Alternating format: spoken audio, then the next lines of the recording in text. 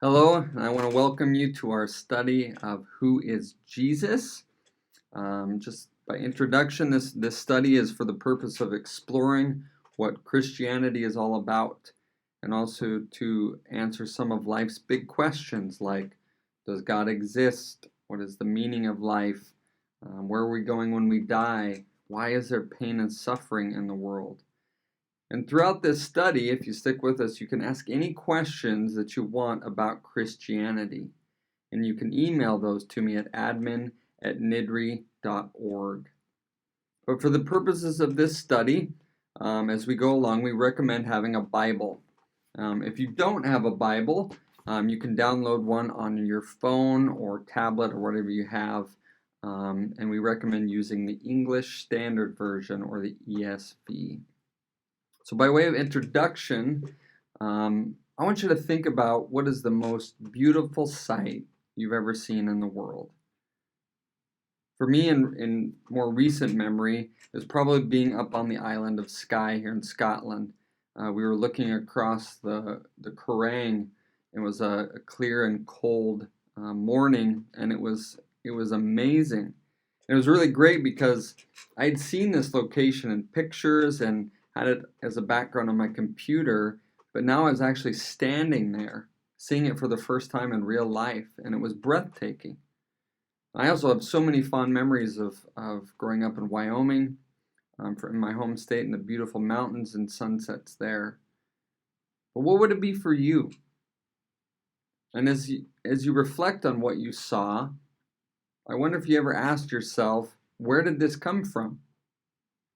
What kind of power could have produced something so beautiful?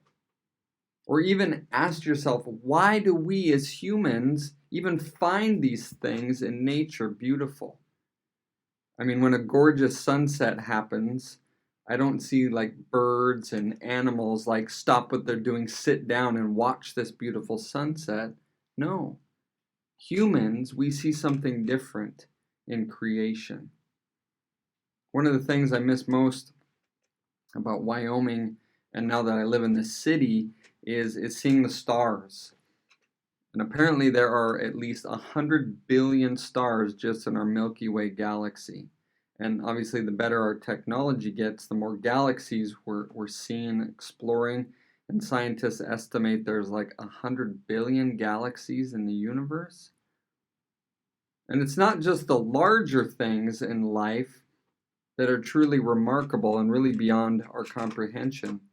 It's the smaller things too. I mean, think about, there are 75,000 miles of blood vessels in the human body, which is insane to think about. And then there's 50 trillion cells, which I can't even, when I look at my body, I'm like, what? If you took the DNA that's in those 50 trillion cells and you stretch out each strand of DNA, each strand's about 6 feet. So if you got 50 trillion cells at 6 feet, all the DNA contained within a human being could be laid end to end and stretched to the moon and back 8,000 times. Now, as amazing as the world and the human body is, so what? Well, the complexity of the human body and the beauty in the world should at least propose, where did this come from? Does the universe, being created by blind chance, explain this amazing world, or was it something else? And even if I do decide it all happened completely by chance, how is everything in the universe and on Earth so delicately balanced and ordered and so complex? Charles Darwin considered, when he was looking at the human eye, he considered it one of the toughest problems his theory had to explain. And in his book on the origin of species, he wrote that the idea that natural selection could produce such an intricate organ as the eye, he said, and I quote, seems, I freely confess, absurd in the highest possible degree. See, the Bible says that all this natural beauty and amazing complexity in us and in the world is meant to point us to God, the one who created the universe we live in and the one who created us. Psalm 19:1 says, "The heavens declare the glory of God, and the sky above proclaims his handiwork." Psalm 33:6, "By the word of the Lord the heavens were made, and by the breath of his mouth all their host. For he spoke, and it came to be." Now, this is the point a lot of people might switch off because I just quoted the Bible. They might recognize even something in creation. Maybe there is a creator. But Christianity or the Bible just isn't for them. See, most people don't see a connection between life in the world and all its wonder and the Christian faith. So it's important to say at the beginning of this study that I'm aware many people find the Bible not true, and Christians may be incredibly dull or irrelevant. And there are many other feelings people have towards God, the Bible, and Christians. You might be thinking, what's the point of reading something written 2,000 years ago and more? I want to tell you, I had the same exact doubts. But those doubts were because I didn't know anything about the Bible. Didn't care, really. I thought Christianity was stupid. I didn't see it had anything to do with me or my life. So through this study, I hope to clear away all the confusion about Christianity so that you can examine the facts for yourself. So to begin, let's try to answer one big question. What is Christianity all about? Well, it tells us in the very first sentence in the Gospel of Mark. It says this: "The beginning of the gospel of Jesus Christ, the Son of God." If you think Christianity is about the church, rules, trying to be a better person, being baptized, or whatever you think it is, you've been misled. Because that's not what it's about.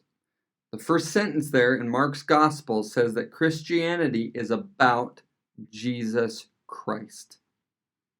Now, the word Christ there isn't his last name. Okay, it's like a title, like president or prime minister, and it means God's only chosen king. And it was a dangerous word for Mark to use back then as he wrote this, at a time when the Roman emperor was the one being worshipped, as though he was a god, a king. So to speak of Jesus as God's only true representative on earth was the kind of thing that got you thrown into the Colosseum to be torn apart by wild animals.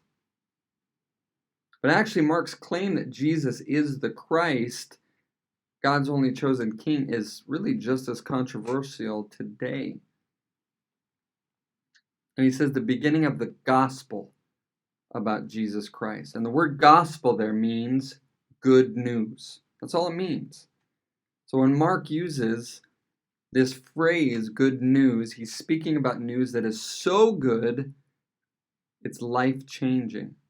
It's like news that war is over and you're on the winning side. It's news that maybe the coronavirus is just gone and life can get back to normal. It's life-changing news. So Mark tells us here the gospel is exceptionally good news, and it's all about Jesus. Now, I understand those who find, again, Jesus and the Christian faith maybe unappealing or unbelievable and not good news. Okay, they don't see it as good news at all. And again, the problem is often we haven't really taken time to understand why it is, because we've been misled or poorly taught or not just taken the time to understand why. And honestly, Christianity falls under a category of so many different ideas of what it is. I understand why people dismiss it.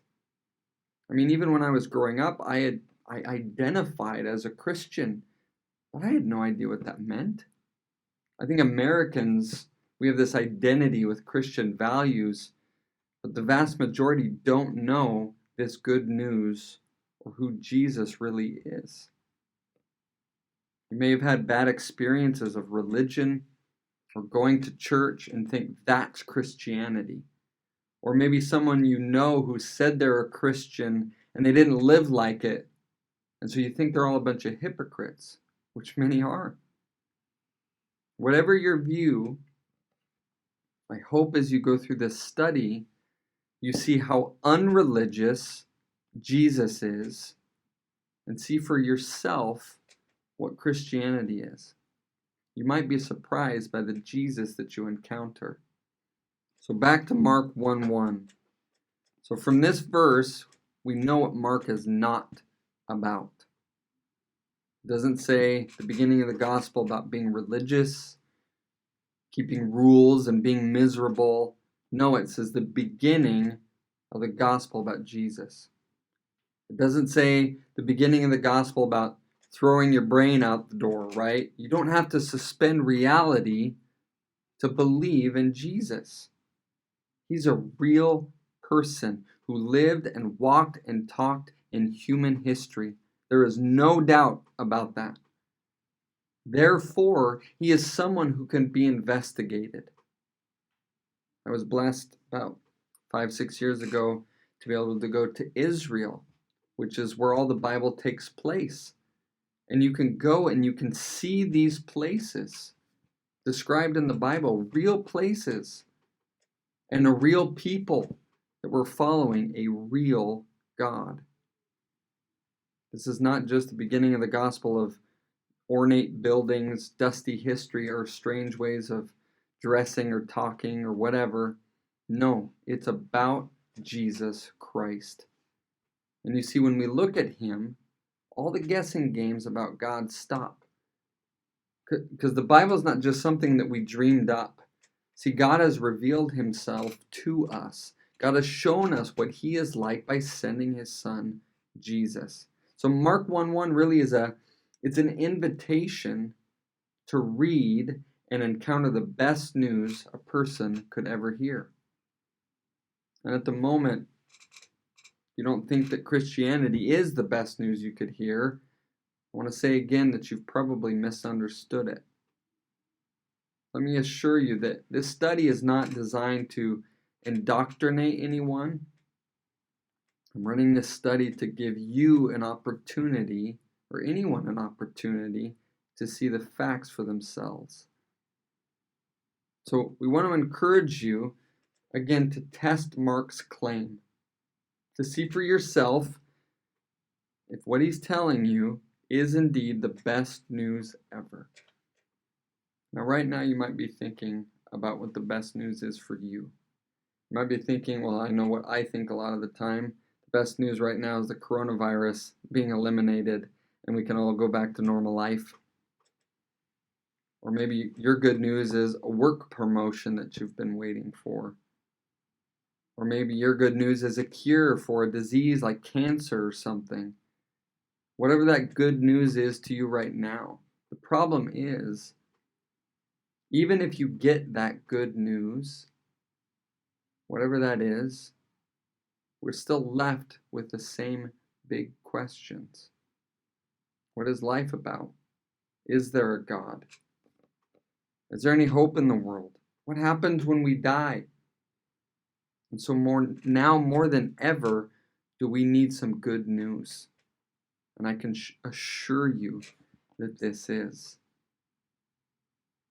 So if you want to find out what God is like and how we're supposed to relate to him and what Jesus did and why it is such good news, then all we have to do is go to the source, which is the Bible. This is all we need, the Bible. Now, imagine though, you want to get to know like the president, okay? Let's say any living president right now, and you want to meet him and get to know him personally. How could you do that? You could maybe write him a letter, could ring up the White House, even get connection with them, maybe stand outside their house with a sign, whatever. And you probably wouldn't get too far, would you? These people in high power. Unless they came out to meet you. Unless they wanted to reveal themselves to you. And that's what the Bible says God did by sending his son Jesus. God has shown himself to us through Jesus, and we can learn about him in the Bible. But see, like any relationship, it does take time. And I know we live in a society where we want to understand or have things right now.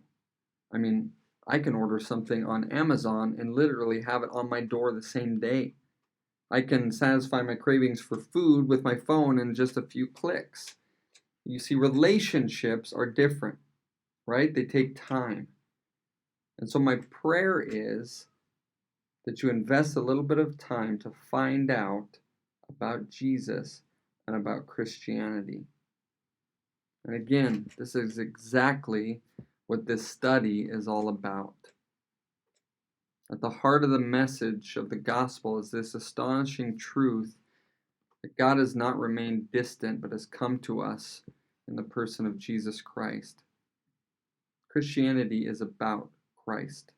That's the real meaning, and it's worth exploring. So over the next few weeks, we're going to explore that.